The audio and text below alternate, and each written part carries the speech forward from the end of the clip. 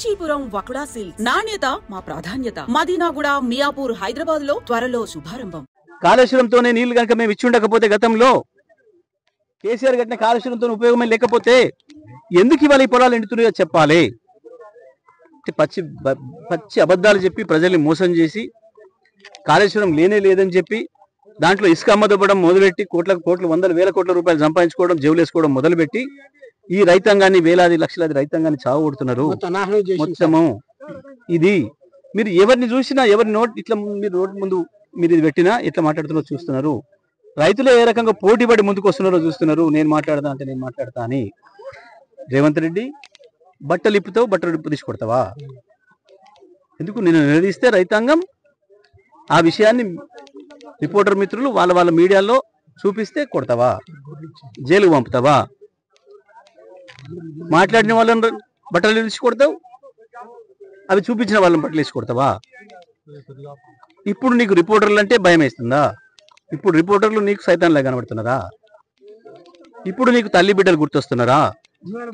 5 ఏళ్లుగా నువ్వు మాట్లాడిన భాష, నువ్వు ఏ నియోజకవర్గానికి పోయినా అక్కడ ఉన్న స్థానిక మంత్రుల గురించి, శాసనసభ్యుల గురించి నువ్వు మాట్లాడిన భాష, నువ్వు వాడిన పదాలు, కేసీఆర్ కుటుంబం గురించి నువ్వు మాట్లాడిన పదాలు, కేసీఆర్ కుటుంబం కొడుకు కూతురు రాజకీయాలు ఉన్నారు కాబట్టి మాట్లాడినంటే సరిపోతుందేమో.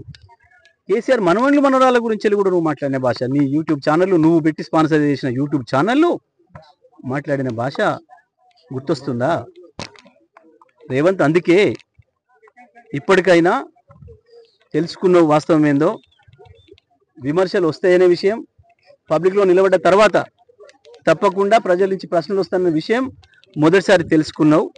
కానీ బుద్ధిగా ఉండు, సంస్కారంగా మాట్లాడడం నేర్చుకో. నీకు ప్రజల్ని బట్టలిప్పి కొట్టే హక్కు లేదు, కానీ ప్రజలకు ఉంది. నీ బట్టలు చింపేటట్టు కొట్టే హక్కు ప్రజలకు ఉంది. ఎందుకంటే నువ్వు బాకీ పడ్డావు ప్రజలకు. నువ్వు రాసిచ్చినావు. నువ్వు 420 హామీలను, 6 గ్యారెంటీలను నువ్వు రాసిచ్చినావు స్వయంగా. బాకీ పడ్డోన్ని బట్టలు తీసుకొట్టే హక్కు ప్రజలకు మాత్రమే ఉంటుంది, బాకీ పడ్డవాడికి ఉండదు. అది గుర్తుపెట్టుకో మిస్టర్. మహిళలు నిలదీస్తున్నారు, వాళ్ళని బాధ పెడుతుంది. ఆ ఎండిపోయిన పొలాలు వాళ్ళని బాధ పెడుతున్నాయి.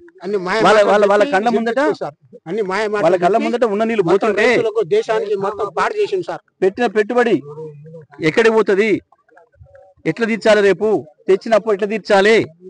నువ్వు చేసిన మోసం వల్ల వచ్చే రైతు బంధు రాకుండా ఆపేసిన దానివల్ల నువ్వు రుణమాఫీ చేస్తా, వెంటనే పోయి తెచ్చుకోండి 2 లక్షలు నువ్వు చెప్పి నమ్మించి అప్పు తెచ్చుకుంటట్టు చేసి అప్పుల పాలు చేసి చేసిన అప్పు తీర్చకుండా, రైతు రుణమాఫీ, రైతు బంధు ఇవ్వకుండా,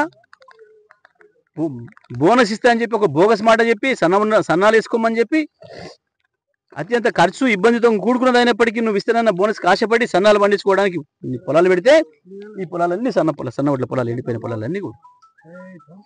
ఎవడి దుర్మార్గం ఇది? నీది కాకపోతే నువ్వు తప్పు చేసి ప్రశ్నిస్తే నేను కొడతా, బట్టలు కూడా తీస్తా.